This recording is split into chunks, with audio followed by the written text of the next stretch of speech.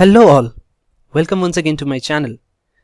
Well, this particular video is nothing but continuation of the previous one regarding Spring Security, and today's topic of discussion is Spring Security Authorization. In our previous lecture, we have provided basic details on the basic security and authentication. Now, how this authorization thing work? Let's see with a demonstration here. Well, authentication basically would be who you are, providing you an identity. But authorization means which identified person or the access holder would be allowed a particular resource or an API.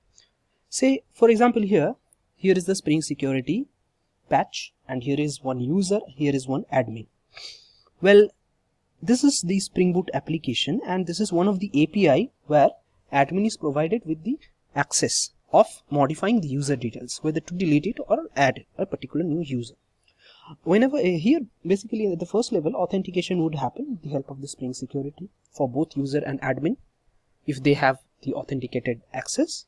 And after that, this particular section denotes any other APIs that Spring Boot application is exposing and where authorization is not needed. But in case of this one, this API authorization is required. So admin is provided that privilege, but while the user is not provided with any sort of privilege. This is the basic concepts of our authorization. So here we see that basic difference where authentication and authorization, we are telling it. Authentication denotes that who you are, and authorization is, are you allowed to perform this activity? So authorization will come after authentication. It's basically the identity confirmation for in part of authentication, and authorization is granting of access to a particular system. Now, in our example, what we are going to do is that we are going to expose lists of APIs, as you can see below, with authsec admin, user, and none. And accordingly, we would be providing roles and privileges to admin, user and admin, and anonymous or unauthorized access.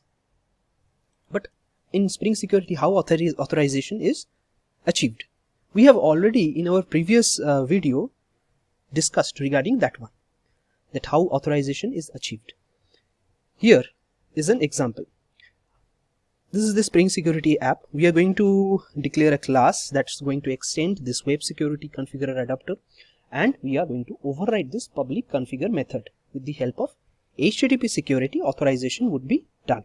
So how is it done? Let's go to our code. As you can see, this one was the auth security configuration class, and this one was our previous section of configure within that particular configure method.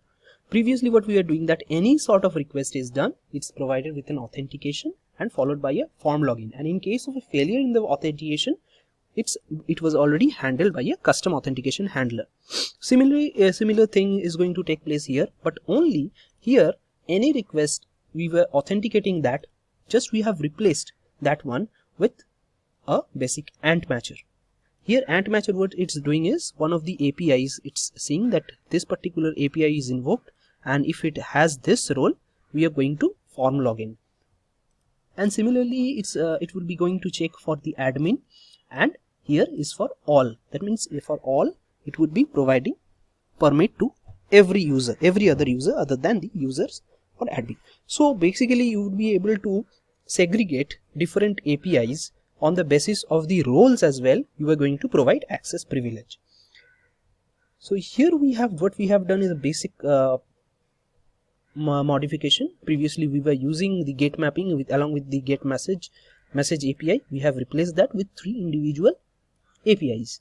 Here get mapping, get message for admin, get message for user, and ordinary get message, which is for all unauthorized users.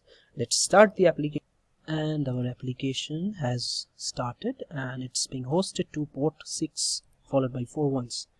Now let's come on to this particular one of the APIs with all. As you can see that welcome to all with unauthorized access at this time. Well, you will be getting a message on this. Now when we are trying to access with admin, Well, clearly you can see that here the credentials are being, they're asking for credential form page. We're going to provide credential over here, admin followed by the password admin. Let's sign in. Yes, we have successfully logged in with the admin credentials. It's welcoming admin. Now the same thing, if we try to access it with the same admin API, we are trying to access with the credential of an user, how would our application behave? Let's see. Say, see, you can see, one second.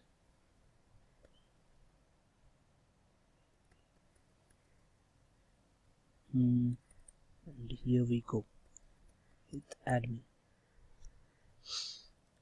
See, we have tried to log in with the user, with the role user, and with the credential as SAP. But since the admin page should not have, the admin API should not have access for the user, here the status as 403 is from here.